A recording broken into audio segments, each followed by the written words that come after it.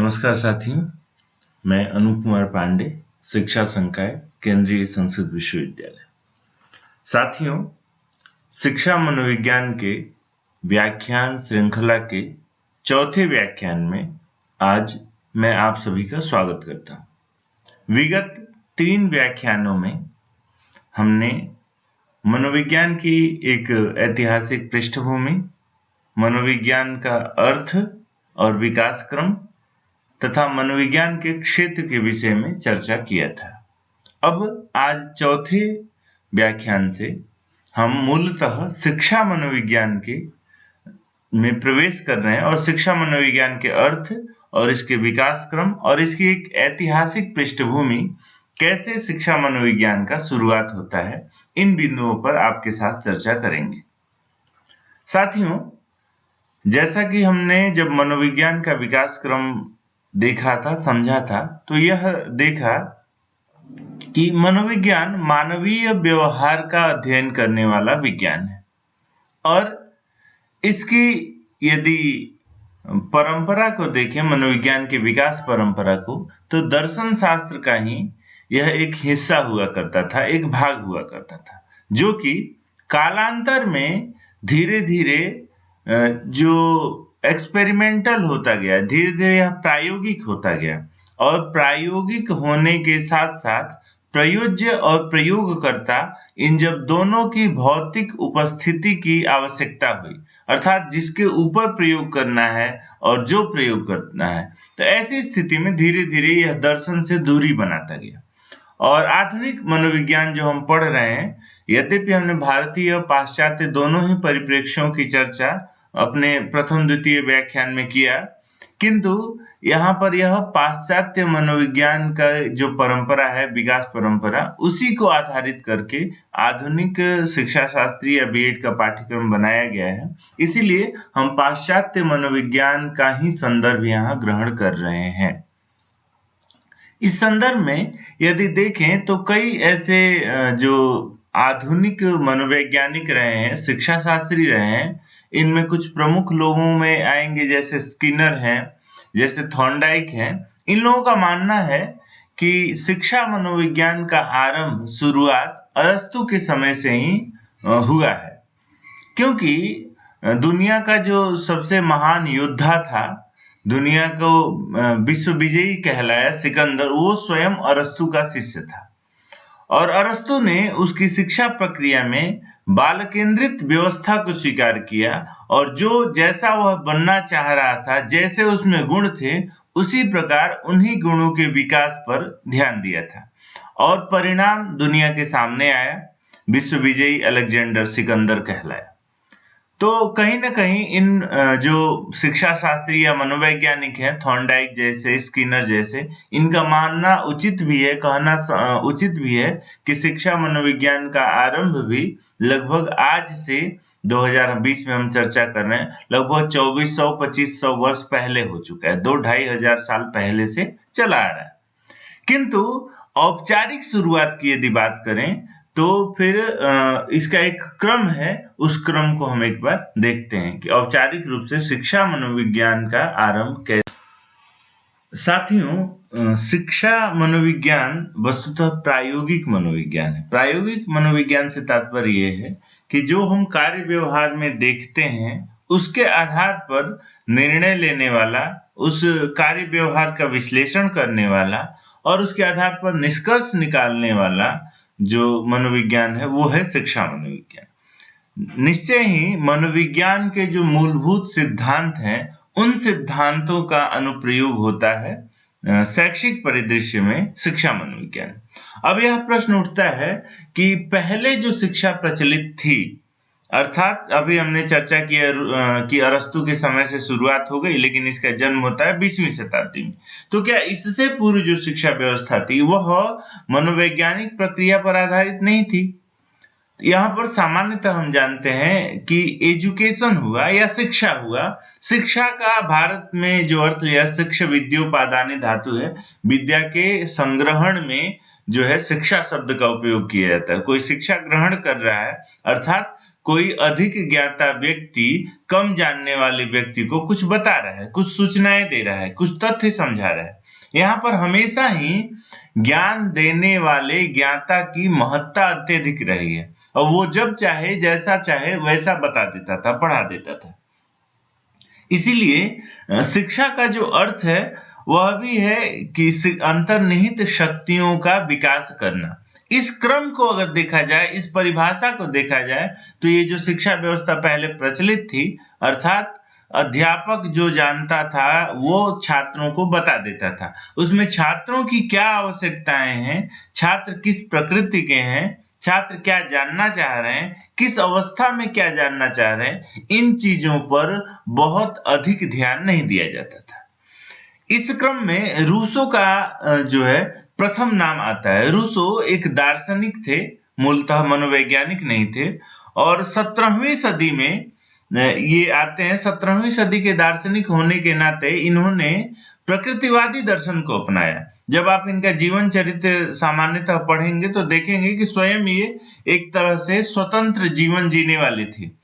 जीवन के बहुत प्राथमिक दौर में जब थे तभी इनके माता के देहांत हो जाता है। उसके बाद इनके पिता जो है दूसरी शादी करके अलग रहने लगते हैं। ऐसे ये घूमते पढ़ते इधर उधर अपने जीवन का विकास इनका होता है। फिर इन्होंने इस चीज पर ध्यान दिया कि उनको जब जो चीजें चाहिए थी तब नहीं मिली, या तो देर सवेर मिली या तो विपरीत दशाओं में मिली। बाद में एक महिला से इनका संबंध हो जाता है, फिर उसके साथ ये लिव इन रिलेशन में रहते हैं, शादी करते हैं। इस प्रकार से इन्होंने देखा कि जीवन जो है बहुत अव्यवस्थित हो गया। फिर अपनी दार्शनिक विचारधारा के अनुरूप इन्होंने एक पुस्तक लिखी एमिल नाम की, जिसमें एमिल एक काल्पनिक बालक है। काल्पनिक बालक अर्थात ऐसा बच्चा जिसका जन्म नहीं हुआ है, अभी तो वो कल्पना लोक में उस बच्चे का विकास करते हैं और बच्चे को वो कहते हैं कि बच्चे को, उस एमिल को वो तब शिक्षा नहीं देंगे जब उनका मन होगा, अभी तो तब शिक्षा देंगे जब उसकी आवश्यकता होगी।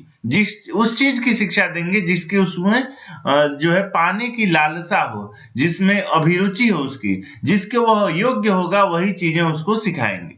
इस प्रकार एमिल के संपूर्ण विकास प्रक्रिया पर इन्होंने अध्ययन किया और लिखा, वही एमिल के बारे में। फिर आगे चल के सोफी जो है, एक एमिल की पत्नी का भी विकास क्रम इन्होंने लिखा, एक महिला कैसी होनी चाहिए, उसकी शिक्षा व्यवस्था कब कैसी होनी चाहिए, और फिर दोनों का आगे वैवाहिक संबंध भी होता है। फिर वो दोनों संपूर्ण अपना सफल जीवन व्यतीत करने के लिए तैयार होते हैं। इस प्रकार से एमिल का कहना था कि व्यक्ति के न सिर्फ हम यह देखें कि उसको हमें पढ़ाना है, कोई विषय वस्तु, कोई ज्ञान दे देना है। अभी तो इन्होंने पहले ऐसे प्रकृतिवादी ये दार्शनिक थे जिन्होंने शिक्षा शास्त्रियों का ध्यान शिक्षक और पाठ्यक्रम, शिक्षक अर्थात पढ़ाने वाला और पाठ्यक्रम अर्थात जो वो पढ़ा रहे हैं, इन चीजों से हटा करके बालक की ओर केंद्रित होने पर बल दिया। और क्या कहा कि शिक्षा बालक की प्रवृत्तियों, रुचियों, योग्यताओं तथा उसकी विकास की विविध अवस्थाओं के अनुरूप दी जानी चाहिए।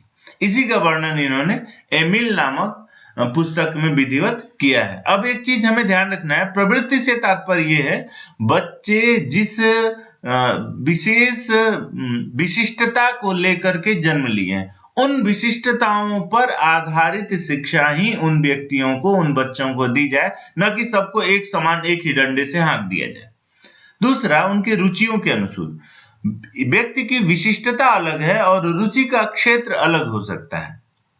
उदाहरण के लिए हम सभी तमाम नोवेल पढ़ते हैं, आजकल के जो युवा उपन्यासकार कई ऐसे हैं जिनका, और उनको देखते हैं तो तमाम मैं किसी का यहाँ नाम नहीं ले रहा हूँ, आप सभी परिचित हैं अच्छी तरह, तो कहीं ना कहीं वो मैनेजमेंट टेक्नोलॉजी से जुड़े हुए हैं और लेखक बहुत अच्छे हैं, साहित्य लिखने में बेहद उनकी रुचि है और वो सफल भी हैं। ऐसे तमाम कवि हैं जो कविता लिखते हैं, उनका कार्य क्षेत्र आप देखेंगे तो कुछ अलग ही है। कहने का यह तात्पर्य है कि उनके रुचि के अनुरूप यदि कार्य क्षेत्र मिला होता तो कार्य क्षेत्र में भी बेहतर करते और रुचियों का भी उसमें बखूबी निर्वहन हो जाता। उसी प्रकार योग्यताओं के अनुरूप हर बच्चे से हम हर प्रकार की योग्यताओं हर बच्चे में नहीं होती और हर प्रकार की अपेक्षा नहीं रख सकते, यदि रखते हैं तो समस्यास्पद होगी।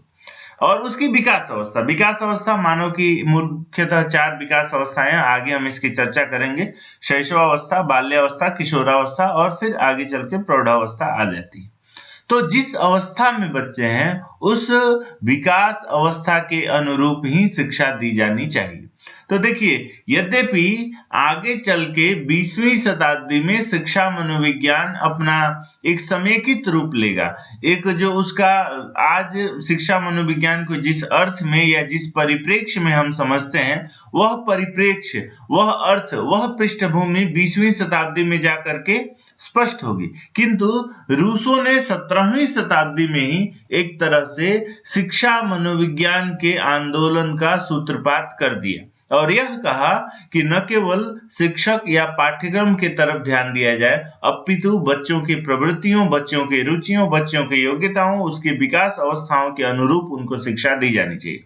यह एक महान दार्शनिक थे रूसो, और एमिल नामक अपने पुस्तक में इन्होंने विधिवत इस विकास प्रक्रिया का वर्णन किया कि एमिल को कब क्या कौन सी चीजें सिखाई जाए। एमिल एक काल्पनिक बालक है। आप अन्य जगहों पर भी इसके बारे में पढ़ सकते हैं, समझ सकते हैं, या फिर इसके बारे में अधिक जानने के लिए आप अलग से कमेंट बॉक्स में लिखिएगा, फिर मैं चर्चा कर सकता हूँ आवश्यकता अनुसार। अभी हम आगे बढ़ते हैं। इसके बाद ये 17वीं सदी का समय रहता है। उसके बाद वास्तव में अमेरिकी मनोवैज्ञानिक जो है वो थॉर्नडाइक, जड, स्टैनले हॉल आदि शिक्षा से संबंधित विभिन्न समस्याओं के अध्ययन के फलस्वरूप 1920 ईस्वी के लगभग जो है शिक्षा मनोविज्ञान का जन्म होता है। अब देखिए, थॉर्नडाइक जो थे वो शिक्षा महाविद्यालय अमेरिका में जो था, कैलिफोर्निया में, उसमें बहुत अधिक दिनों तक कई प्रयोग किए और प्रयोग के फलस्वरूप इन्होंने बुद्धि पर, व्यक्तित्व पर कई प्रकार की समस्याओं का अध्ययन किया और अध्ययन के बाद यह निष्कर्ष निकाला कि व्यक्ति अर्थात जो शिक्षार्थी शिक्षा ग्रहण करने गया हुआ है, उसके अध्ययन काल में ही उसके तमाम समस्याओं के विषय में यदि परिचर्चा कर ली जाए, विश्लेषण कर लिया जाए और तदनुकूल शिक्षा दी जाए, तो निश्चय ही राष्ट्र को एक योग्य नागरिक मिलेगा। इस प्रकार से ये 17वीं सदी में जो सूत्रपात किया रूसो ने, उसके फलस्वरूप थॉर्नडाइक, जड, स्टैनले हॉल आदि के जो अथक प्रयास से 19वीं शताब्दी के बाद अर्थात 20वीं शताब्दी में शिक्षा मनोविज्ञान एक स्वरूप का ग्रहण करता है। इसके बाद से इसके अग्रिम क्रम में मुख्य पेस्टोलॉजी और हर्बर्ट फ्रोबेल, मेरिया मोंटेसरी, इन लोगों का नाम आ जाता है, जिन्होंने विविध कार्ड बनाया, बोर्ड बनाया, प्ले गार्डन जो किंडर गार्डन बनाया, या फिर मोंटेसरी पद्धति से शिक्षा देने का प्रयास किया।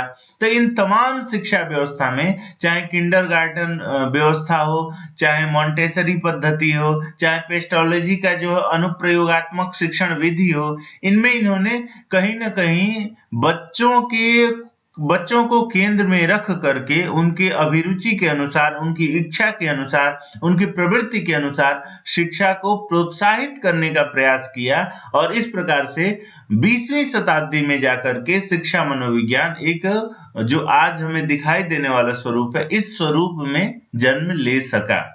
तो इसकी शुरुआत हम कब से बता रहे हैं आपको? अरस्तु के समय से। अरस्तु के समय से क्यों? फिलिप जो शासक था यूनान का, एथेंस में इनका विद्यापीठ हुआ करता था। अरस्तु का एथेंस भी यूनान के अधिशासन में था, शासन क्षेत्र में था। और फिलिप का पुत्र था अलेक्जेंडर सिकंदर, जो महान विश्व विजेता बना। वो स्वयं एक बेहतर खिलाड़ी था और उसको खेल में रुचि होने के नाते अरस्तु ने संपूर्ण शिक्षा व्यवस्था जो है उसको खेल के माध्यम से संचालित किया और इस योग्य बनाया कि वो विश्व विजेता आगे चल करके बन सका। तो शिक्षा मनोविज्ञान का आरंभ आप देखें तो अस्पष्ट शब्दों में, अर्थात अलग से शिक्षा मनोविज्ञान इस शब्द का प्रयोग नहीं किया, लेकिन अरस्तु के समय से ही हो जाता है। फिर इसमें क्रांति लेने का कार्य करता है रूसो। रूसो ने जब यह कहा कि हम शिक्षक और पाठ्यक्रम के अलावा बालक की ओर हमें ध्यान देना चाहिए और बालक के जो है रुचियों, प्रवृत्तियों के, योग्यताओं के अनुसार, विकास अवस्था के अनुसार शिक्षा दी जानी चाहिए। यह 18वीं शताब्दी आता है, 1712-13 के आसपास का इसका जन्म है उसके बाद पूरी 18वीं शताब्दी में यह सक्रिय रहता है। ठीक उसके बाद 18वीं शताब्दी के मध्यावधि में आते हैं थॉर्नडाइक। इन्होंने भी कैलिफोर्निया विश्वविद्यालय में रह करके, अमेरिका में रह करके, ये शिक्षा महाविद्यालय के आचार्य होने के नाते इन्होंने कई शैक्षिक प्रयोग किए जो बच्चों के व्यवहार आधारित प्रयोग थे। उसके बाद फिर जॉर्ज स्टैनले हॉल आदि ने कई अनुसंधान किए। इसके फलस्वरूप 1920 ईस्वी के आसपास शिक्षा मनोविज्ञान एक स्वरूप ग्रहण करता है। फिर जो है 1940 ईस्वी में अमेरिकन मनोवैज्ञानिक एसोसिएशन है, एक अमेरिकन साइकोलॉजिकल एसोसिएशन, इसने, और 1947 ईस्वी में अमेरिका में शिक्षा के विद्यालयी अध्यापक थे, उनका राष्ट्रीय एक समाज, national society of college teachers education, ने शिक्षा मनोविज्ञान के कार्यों को आगे बढ़ाया, प्रोत्साहित किया, और उसके बाद धीरे धीरे शिक्षा मनोविज्ञान से इतर शिक्षा मनोविज्ञान ने अपना एक स्वरूप धारण किया, जिसका कार्य क्षेत्र शिक्षा की परिधि रही, अर्थात शैक्षिक परिवेश में कार्य करने वाले व्यक्ति, अध्यापक और छात्र और पाठ्यक्रम इनका विषय क्षेत्र रहा, और इसमें भी हमेशा छात्र के सर्वांगीण विकास की कल्पना करके, छात्र को केंद्र बिंदु में रख करके अध्ययन अध्यापन का प्रवर्तन शिक्षा मनोविज्ञान करता है। साथियों, इस क्रम में हमें यह भी ध्यान रखना चाहिए कि यद्यपि शिक्षा का अर्थ हमने जान लिया, मनोविज्ञान का अर्थ जान लिया, फिर भी जब ये संयुक्त होता है अर्थात शिक्षा मनोविज्ञान, तब इसका समेकित अर्थ एक स्पष्ट हो पाता है।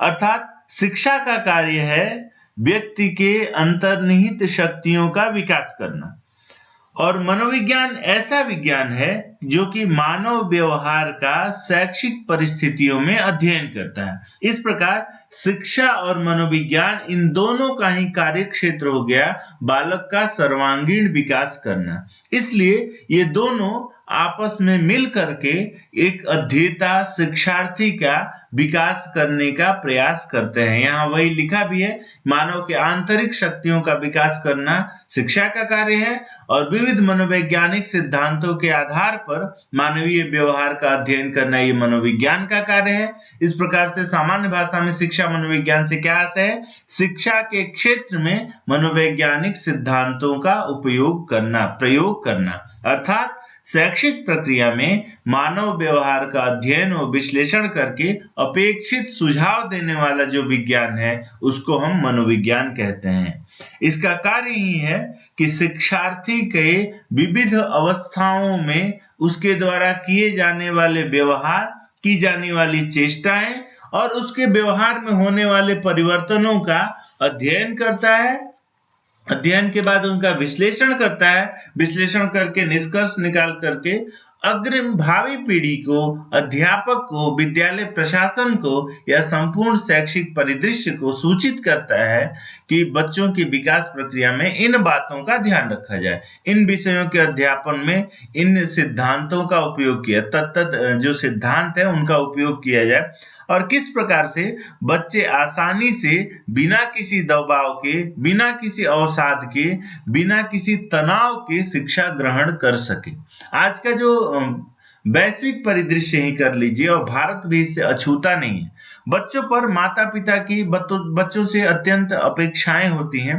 उन अपेक्षाओं को पूरा करने में जब वो बच्चे असमर्थ होते हैं तो कई बार वो अपने जीवन की इह लीला तक को समाप्त करने की बात सोच लेते हैं। आए दिन ऐसे अखबार में आप खबर पढ़ेंगे, टीवी में इसकी सूचनाएं आपको मिल रही होंगी, आप देख रहे होंगे। तो इन समस्याओं से बचाने के लिए एक अध्यापक के लिए शिक्षा मनोविज्ञान का ज्ञान अत्यंत अनिवार्य है। जब वो जानेगा बच्चे की परिस्थिति को, तब वह विविध अनुप्रयोगात्मक विधियां, जिससे हम आगे अभी व्यक्तित्व अध्ययन के संदर्भ में चर्चा करेंगे इस व्याख्यान श्रृंखला में, उन विधियों का उपयोग करके बच्चों के अध्ययन प्रक्रिया में सकारात्मक प्रभाव ला सकता है, सकारात्मक सुधार ला सकता है। बच्चे किस क्षेत्र में जाना चाह रहे हैं, क्यों जाना चाह रहे हैं, इन तमाम बिंदुओं के विषय में वो विश्लेषण कर सकता है, समझ सकता है और फिर अपेक्षित सुधार करने के लिए उनको सुझाव दे सकता है।